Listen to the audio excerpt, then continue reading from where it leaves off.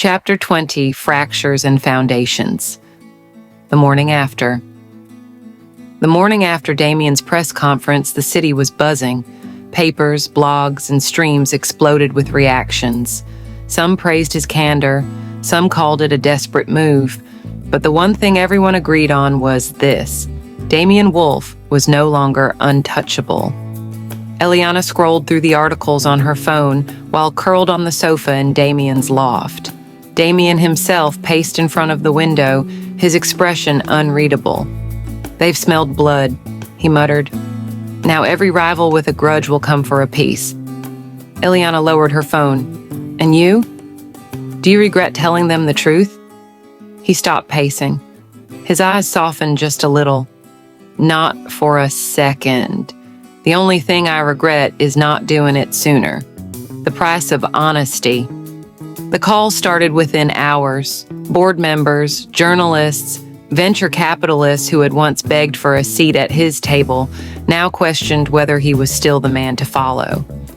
And then came the investors' meeting invite, delivered not by Damian, but by his board. That was new and dangerous. "They're testing me," he said grimly, tossing the email across the kitchen island toward Eliana.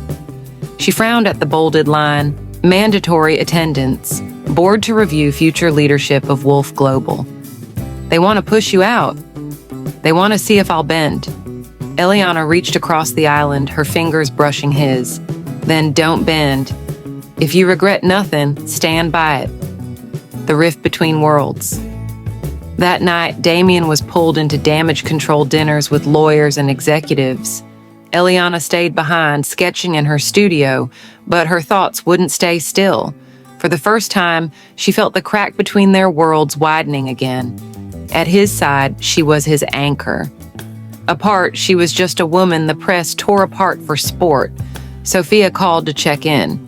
"Elle, you're glowing on those magazine covers, but I know that look. You feel like you're falling out of place again, don't you?" Eliana bit her lip. "It's not that simple. Damian's fighting for his empire, and I don't know what I'm supposed to be fighting for." "Maybe the same thing," Sophia said. "Not his empire." Eliana's hand tightened on her sketch pencil. She wanted to believe it was that simple. Foundations shaken. Damian returned late, shoulders tight, the mask creeping back onto his face after days of vulnerability. "They're circling," he said flatly, pouring himself a drink. "The board smells weakness, and Harlow's pouring gasoline." Eliana rose from the sofa, watching him. "Then let them circle.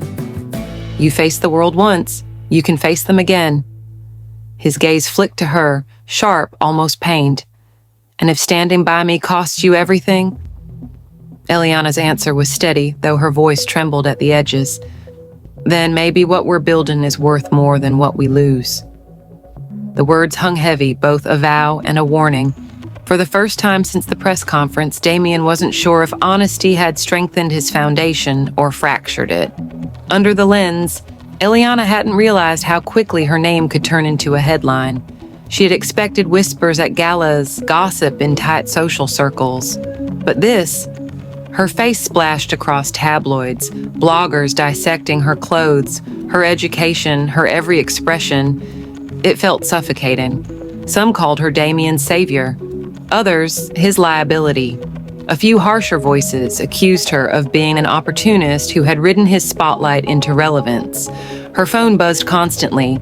Interview requests, invasive DMs, strangers telling her who she was and what she deserved. The irony wasn't lost on her. She had spent years begging for her art to be seen. Now the world was staring, but not at her work. At her. The studio sanctuary. She retreated to her studio the next day, the one place where the noise couldn't follow her. But even there, she struggled. The canvas loomed blank, her brush heavy in her hand. She remembered Sophia's words. Not his empire, him, but in that quiet space she asked herself, "And what about me?" Was she losing herself in the storm of Damian's world? Frustrated, she smeared a streak of charcoal across the canvas, dark and jagged. Then another, until an image began to emerge, her own silhouette shadowed by skyscrapers and camera flashes. For the first time, she painted not the city or her dreams, but herself, trapped in the spotlight's glare. The invitation. 2 days later, the call came. A curator she'd admired for years reached out. Her recent work had caught attention. A small but prestigious gallery wanted to feature her in an upcoming exhibition themed Truth in Shadows.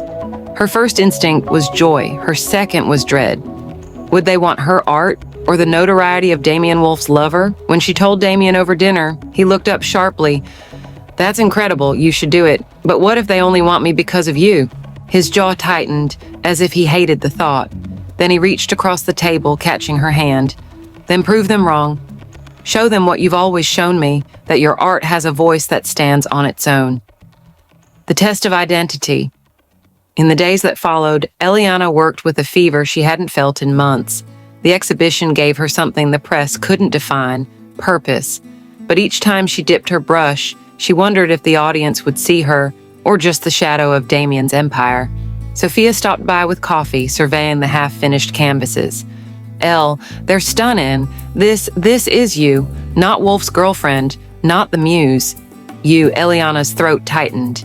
"Then why does it still feel like I'm painting to prove I exist?" The night before Damian's board confrontation, Eliana stood before her nearly finished piece, a figure stepping out of shadows into fractured light.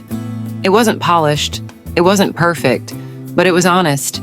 She touched the brush to the canvas one last time, whispering to herself, "This is me. This is mine." For the first time since the spotlight found her, Eliana felt a sliver of power return, not borrowed from Damian, not given by the press, but forged in her own hand. The boardroom. War. The boardroom was a glass fortress high above Manhattan, the skyline glittering behind Damian like a stage backdrop. But there was no spotlight here, only sharpened gazes and hushed whispers. 11 board members sat around the long table, folders open, pens ready. At the head, Gerald Hunt, silver-haired, deliberate, the one who had been circling Damian for years. "Mr. Wolf," Gerald began smoothly, "you've shaken this company with your candor. Investors are nervous. Confidence is slipping. We must ask whether you remain the right man to lead Wolf Global." A murmur of assent rippled around the table. Damian leaned back in his chair, calm, but inside, his blood hammered. This is what they wanted. Weakness, cutting to the core. He didn't argue the failures, didn't deny the headlines.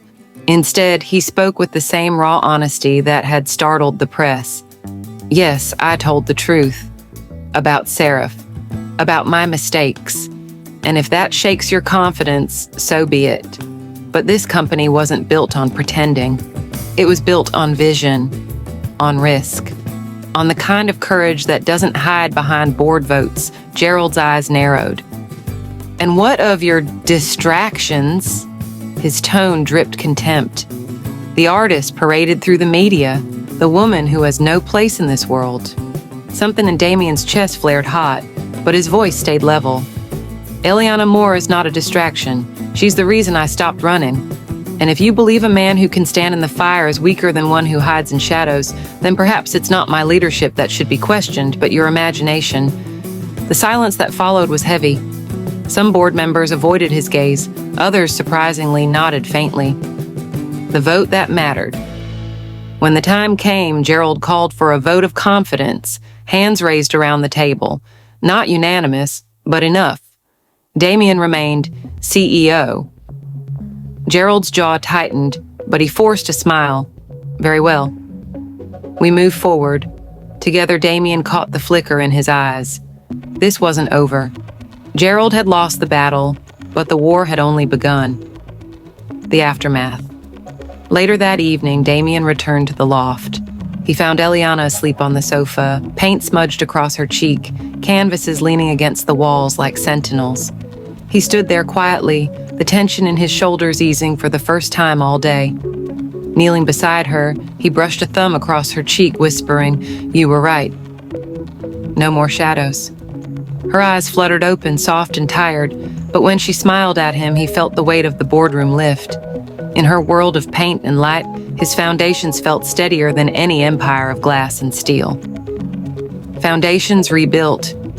As dawn crept across the city, Damian stood by the window, Eliana's head resting against his chest.